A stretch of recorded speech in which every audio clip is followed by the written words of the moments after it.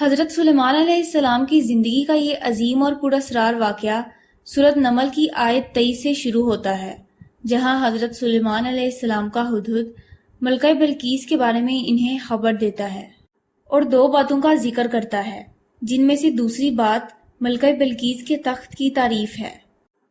یہ تھریڈ اس پورے قصے کو بیان کرنے کے لیے نہیں بلکہ اس روداد میں شامل ایک انتہائی حیرت انگیز واقعے پر ہے، جہاں حضرت سلیمان علیہ السلام نے اپنے سرداروں سے مخاطب ہو کر فرمایا کہ تم میں سے کون اس کے تخت کو میرے پاس اس کے آنے سے پہلے لائے گا؟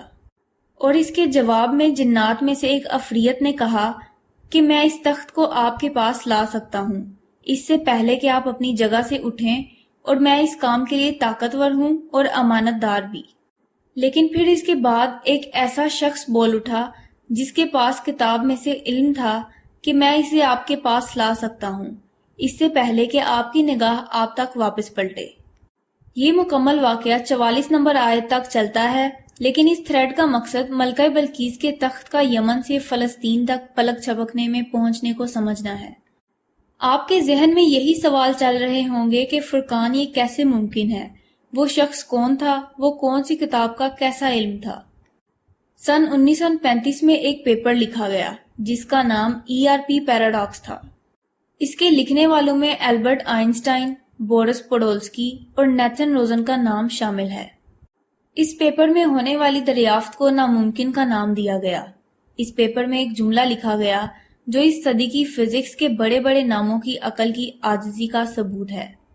وہ جملہ ہے نہ سمجھ آنے والا عجیب عمل، اور پیپر کے آخر میں ایک جملہ درج کیا گیا کہ اس پر ہماری تحقیق ابھی نامکمل ہے۔ اس ریسرچ پیپر پر 38 سال تک سٹڈی ہوتی رہی اور 1973 میں دنیا کی سب سے بڑی لیبارٹری CERN کے جان بیل نامی سائنسدان نے اس ناممکن دریافت کو ممکن قرار دے دیا۔ لیکن اگر آپ سمجھ رہے ہیں کہ معمہ سلجھ رہا تھا تو آپ غلط ہیں، کیونکہ جان بیل نے مزید کہا کہ یہ ممکن تو ہے، البتہ جو ہو رہا ہے اس کے ہونے کی رفتار ناممکن ہے۔ آپ یقیناً سوچ رہے ہوں گے کہ آخر میں کس چیز کے ہونے کی بات کر رہا ہوں۔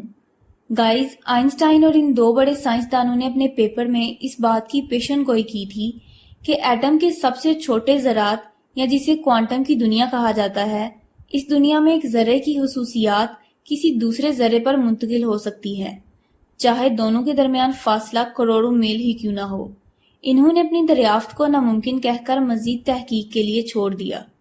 جان بیل نے اس بات کو ممکن تو کہا، لیکن خصوصیات کی یہ منتقلی روشنی کی رفتار سے 10,000 گنا زیادہ تیزی سے ہو رہی تھی، جو کسی کی بھی سمجھ سے باہر تھی۔ اس عجیب معاملے پر تحقیق ہوتے مزید 40 سال گزر گئے اور 2012 میں چائنا میں کچھ مزید تجربات ہوئے۔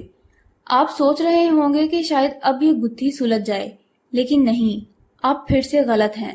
معاملہ مزید الجھتا جا رہا تھا، کیونکہ چائنیز سائنسدانوں نے دریافت کیا کہ پہلے ذرے کی خصوصیات کروڑوں میل دور پڑے دوسرے ذرے پر نہ صرف منتقل کی جا سکتی ہیں بلکہ وہ اس پر مستقل قائم بھی رہ سکتی ہیں۔ اور پھر ان سائنسدانوں پر جو بات ہتھوڑے کی طرح برسی وہ 2015 میں ہالینڈ کی ڈیلفٹ یونیورسٹی میں ہونے والا انکشاف تھا کہ خصوصیات منتقل ہونے کے بعد اگر پہلے ذرے کو ختم بھی کر دیا جائے تب بھی دوسرا ذرہ انہی خصوصیات کے ساتھ قائم رہتا ہے۔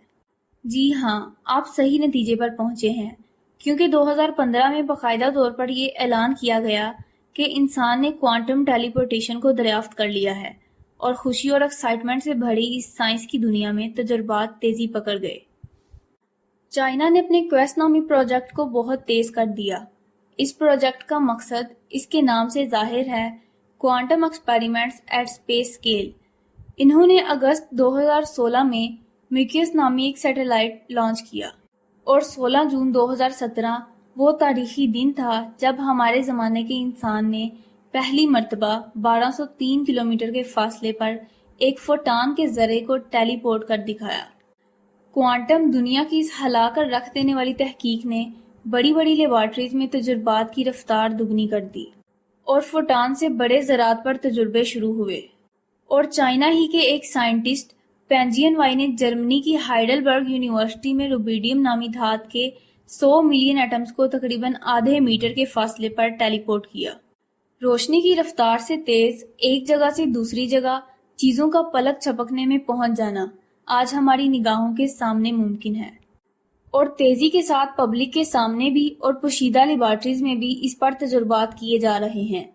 ہم اتنا ضرور جانتے ہیں کہ جانداروں کو ٹیلی پورٹ کرنے پر سن 2018 سے تحقیق ہو رہی ہے، جس میں پودوں میں فوٹو سینتھیسس کرنے والے مالیکیولز کو استعمال کیا جا رہا ہے۔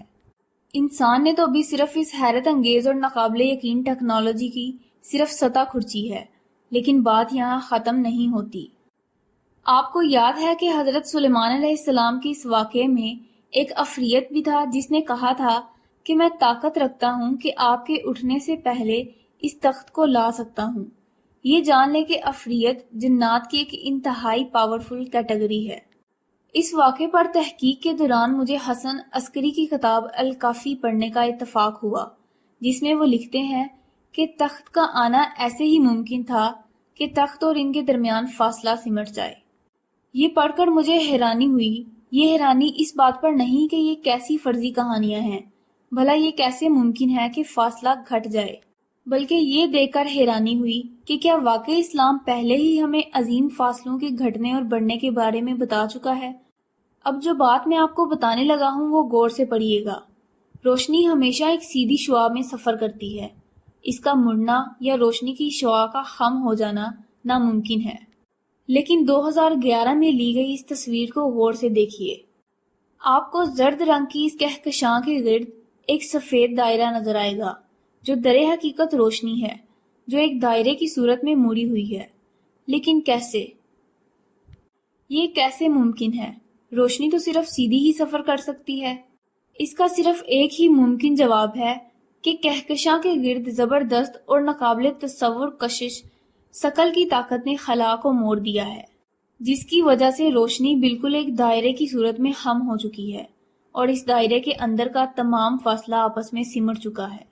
گائز، یہ کیسا مذہب ہے، یہ کیسی کتاب ہے؟ میں اپنی زندگی کی شرط لگا سکتا ہوں کہ یہ کتاب کسی انسان کی لکھی ہوئی نہیں ہو سکتی۔ یہ سراسر ناممکن ہے۔ اس قدر بڑے انکشافات لکھے ہیں اس کتاب میں۔ صرف 3 آیات کے اندر ہمیں اس ٹیکنالوجی کی خبر دی گئی ہے، جس کے بارے میں صرف جاننے ہی میں انسان کو 3000 سال لگے۔ وہ عظیم شخص جو اس تخت کو حضرت سلیمان علیہ السلام کے سامنے پلک چپکنے میں لائے تھے، وہ کون تھے؟ ان کے پاس کون سی کتاب میں سے علم تھا؟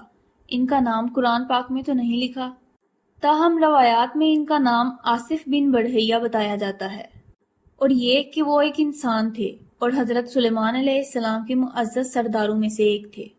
البتہ وہ کتاب کون سی تھی، ان کے پاس کتاب کا کیا علم تھا، اور وہ کتاب اب کہاں ہے، یہ راز شاید ہم کبھی نہ